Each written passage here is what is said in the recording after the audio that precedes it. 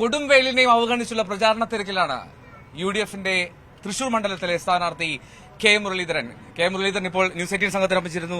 ഈ ഒരു വെയിലാണ്, ഈ ജനങ്ങളുടെ ഒരു ആവേശം കാണുമ്പോൾ എന്ത് തോന്നുന്നു? ഞാൻ പറഞ്ഞല്ലോ, ഇവിടെ കഴിഞ്ഞ 9-ാം തീയതി മുതൽ ഇന്ന് വരെയുള്ള എല്ലാ ദിവസങ്ങളിലും നല്ല ജനപങ്കാളിത്തമാണ്. ജനങ്ങൾ ആവേശത്തോടുകൂടെ തന്നെയാണ് UDFനെ വരവേൽക്കുന്നത്. അതുകൊണ്ട് ആരെന്തൊക്കെ കുപ്രചരണം നടത്തിയാലും ഇവിടെ UDF നല്ല ഭൂരിപക്ഷത്തോടെ ജയിക്കും. ഈ സീറ്റ് ഞങ്ങൾ നിലനിർത്തും. ഇവിടെ ത്രികോണ മത്സരം ഉണ്ടോ? യഥാർത്ഥത്തിൽ ത്രികോണ മത്സരമുണ്ട്, പക്ഷേ ഡീല് മത്സരവും നടക്കുന്നുണ്ടോ സംശയമുണ്ട്. മത്സരം ത്രികോണമുണ്ട്, പക്ഷേ ചില ശക്തികൾ തമ്മിലുള്ള ചില അന്തർധാരകൾ നടക്കുന്നുണ്ട്.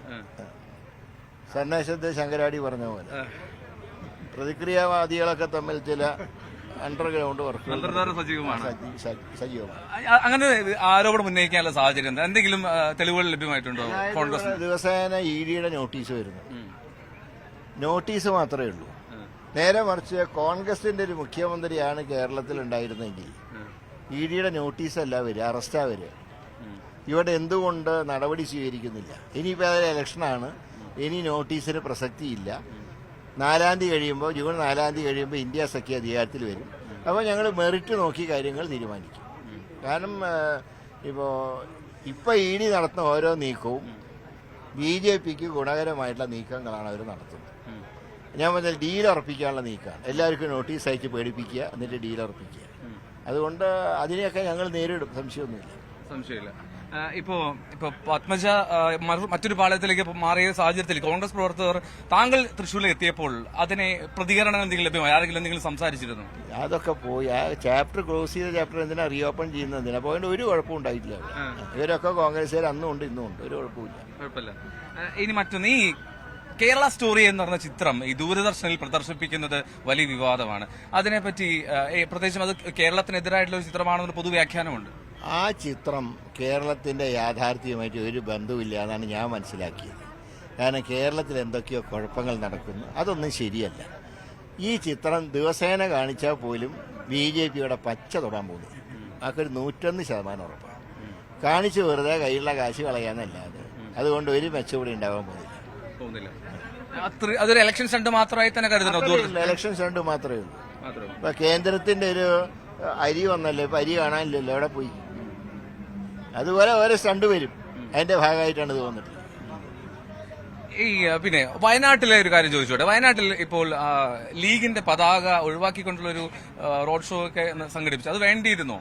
അല്ല, ഞാൻ പറയട്ടെ, മലബാറിലൊരു സമ്പ്രദായമുണ്ട്. ഞാൻ അവിടെ 4 തവണ ലോക്സഭയിലേക്ക് ജയിച്ച ഒരാളാണ്. സാധാരണ മലബാർ പ്രദേശത്ത് ലീഗും കോൺഗ്രസും ആയിട്ടുള്ള സഖ്യമാണല്ലോ. അവിടെ സാധാരണ ചെയ്യാറുള്ളത് ഞങ്ങൾ വെള്ളക്കൊടിയിൽ ഏത് സ്ഥാനാർത്ഥിയാണോ മത്സരിക്കുന്നത് ആ സ്ഥാനാർത്ഥിയുടെ ചിഹ്നം വെച്ചിട്ടാണ് പ്രചരണം നടത്തുക. അപ്പോൾ ഞാൻ കഴിഞ്ഞ തവണ വടകരയിൽ വെള്ളക്കൊടിയിൽ കൈപ്പത്തി വെച്ചിട്ടാണ് പ്രചരണം നടത്തിയത്. ET മുഹമ്മദ് ബഷീർ വെള്ളക്കൊടിയിൽ കോണി അടയാളം വെച്ചിട്ടാണ് പ്രചരണം നടത്തിയത്.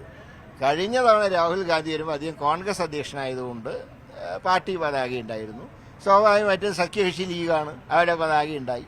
അതിനെക്കുറിച്ച് BJP ദുർവ്യാഖ്യാനം നടത്തി. അപ്പോൾ ഇത്തവണ ഞങ്ങൾ തീരുമാനിച്ചു, മലബാറിലെ മറ്റ് നിയോജകമണ്ഡലങ്ങൾ പോലെ തന്നെ വയനാട്ടിൽ നടത്തിയാൽ മതി.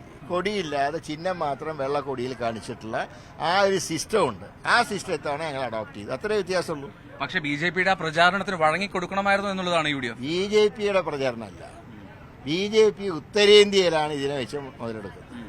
അത് തടയണമല്ലോ. കാരണം യഥാർത്ഥ പതാകേനെ ഒരു വിദേശ രാജ്യത്തിന്റെ പതാകയായിട്ട് വ്യാഖ്യാനിച്ചപ്പോൾ മൊത്തത്തിൽ തീരുമാനിച്ചു മലബാറിലുള്ള ഒരു കൾച്ചർ അത് വയനാട്ടിലും നടപ്പാക്കാൻ തീരുമാനിച്ചു. ഇനി മറ്റൊരു കാര്യം, ഈ വന്യജീവി ആക്രമണങ്ങൾ അത് കൃഷിയെ നശിപ്പിക്കുന്ന ഒരു സാഹചര്യമൊക്കെ ഉണ്ടല്ലോ. അപ്പോൾ അതിൽ നിശ്ചിതമായിട്ടുള്ള നിലപാട് എടുക്കാറുണ്ട് ശ്രീ കെ മുരളീധരൻ? തീർച്ചയായിട്ടും. ഞങ്ങൾ പാർലമെന്റ് ഉൾപ്പെടെ പറഞ്ഞതല്ലേ, എനിക്ക് ഭൂപേഷ് യാദവിന്റെ കത്തുണ്ട്. ആ കത്തിൽ പറഞ്ഞിട്ടുള്ള എന്താന്ന് പറഞ്ഞാൽ കേരളത്തിന് അധികാരമുണ്ട്, സ്റ്റേറ്റിന് അധികാരമുണ്ട്. സ്റ്റേറ്റ് പറയുകയാണ് ഞങ്ങൾക്ക് അധികാരമില്ല. ഞങ്ങൾ ആരോട് പോയി പറയും? ഇന്ത്യൻ പാർലമെന്റിൽ ഞങ്ങൾക്ക് നൽകുന്ന ഉത്തരം എന്ന് പറഞ്ഞാൽ പാർലമെന്റിന്റെ നടപടിയുടെ ഭാഗമാണ്. അവിടെയാണ് ഭൂപേഷ് യാദവിന്റെ മറുപടി എനിക്ക് നൽകിയിട്ടുണ്ട്, ശ്രീ രാഹുൽ ഗാന്ധിക്ക് നൽകിയിട്ടുണ്ട്. അപ്പൊ അത് ശരിയല്ല എന്ന് പിണറായി പറഞ്ഞാൽ എങ്ങനെയാ? പാർലമെന്റ് നടപടി ശരിയല്ലേ? അല്ല, അവിടെയാണ് ഒരു പ്രശ്നം. ഇപ്പോൾ രാഹുൽ ഗാന്ധി വയനാടിന്റെ MP എന്ന നിലയിൽ ഏറ്റവും കൂടുതൽ ഈ പ്രശ്നം നിൽക്കുന്ന മണ്ഡലങ്ങളിൽ ഒന്നാണ് വയനാട്. അപ്പോൾ അവിടുത്തെ ജനങ്ങൾക്ക് ഇടയിൽ ഈ ഒരു പ്രശ്നത്തിൽ രാഹുൽ ഗാന്ധി എന്ത് ഇടപെടൽ നടത്തിയ ചോദ്യം ഉണ്ടായാൽ? രാഹുൽ ഗാന്ധി എല്ലാ കാര്യങ്ങളും വയനാട്ടിൽ ഇടപെട്ടിട്ടുണ്ട്. വയനാട് റെയിൽവേ ലൈൻ ഇടപെട്ടിട്ടുണ്ട്, വന്യജീവിയുടെ കാര്യത്തിൽ ഇടപെട്ടിട്ടുണ്ട്. മാത്രമല്ല അവിടെയൊക്കെ എന്തെങ്കിലും അത്യാഹിതം ഉണ്ടാകുമ്പോൾ അദ്ദേഹം അവിടെ സന്ദർശിക്കുക മാത്രമല്ല, അവരെ സാമ്പത്തികമായിട്ടുള്ള സഹായ സംവിധാനം കൂടെ അദ്ദേഹം ഏർപ്പാട് ചെയ്ത് കൊടുക്കാറുണ്ട്. ഇവിടെ ഈ മന്ത്രിമാരൊക്കെ വന്നിട്ട് മറ്റേ കണ്ണീരൊഴുക്കി പോവുകയല്ലാതെ ചില്ലി കാശ് കൊടുക്കാറുണ്ട് അവിടെ. രാഹുൽ ഗാന്ധി അവിടെ ചെല്ലുകയും ആശ്വസിപ്പിക്കുകയും സാമ്പത്തികമായി അവരെ സഹായിക്കുകയും ചെയ്യാറുണ്ട്. ഇങ്ങനെ ഒരു ജനപ്രതിനിധിയെ ജനങ്ങൾ ഉപേക്ഷിക്കില്ല. ഞങ്ങൾക്ക് 101% ഉറപ്പാണത്. ഉറപ്പാണ്. ഈ വടകരയ്ക്കാണോ തൃശ്ശൂരിനാണോ മധുരം സ്നേഹമൊക്കെ കൂടുതൽ? അല്ല, അത് കേരളത്തിൽ എല്ലായിടത്തും ഒരേ സ്നേഹമുണ്ട്. വളരെ നന്ദി ശ്രീ കെ മുരളീധരൻ. എന്തായാലും കെ മുരളീധരനാണ് പ്രതികരിച്ചത്. തൃശ്ശൂരിലെ UDF സ്ഥാനാർത്ഥി പ്രതീക്ഷയിലാണ്. പ്രവർത്തകർക്കൊപ്പം ഈ പൊരുവെയിലെത്തും പ്രചരണ ചൂടിലാണ്. ക്യാമറമാൻ KP ധനേഷിനൊപ്പം എൽദോ പോൾ, പുതുശ്ശേരി, ന്യൂസ് 18.